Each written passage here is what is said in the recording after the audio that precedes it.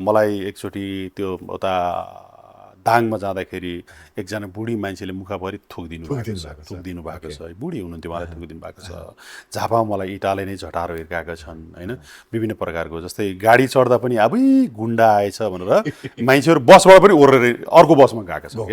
यस्तो घटनाहरू हुँदाखेरि आफैले कस्तो होइन, कस्तो अमिलो फिल कि अब के भन्ने अब होइन। अब मेरो कारणले गर्दाखेरि कोही मान्छेहरू गाडीबाटै झरेर अर्को बसमा गयो भने नि बरु म अर्को बसमा जान पाए नि हुन्थ्यो जस्तो हुन्थ्यो कि पहिला, किनभने हामीसँग गाडी थिएन, आफ्नो प्राइभेट साधन थिएन होइन।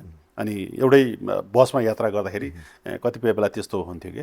अनि त्यो बेलामा चाहिँ यस्तो मास्कहरू भन्ने थिएन कि। अहिले चाहिँ यो कोभिड कोरोना भएपछि होइन धेरै मास्कको युज गर्यो नि मान्छेहरूले होइन। त्यो अगाडि पनि थियो तर मान्छेले युज गर्दैन थियो होइन। अनि त्यो हाम्रो टाइममा चाहिँ नि, अनि म एउटा फेटा राखेर हिँड्थेँ कि।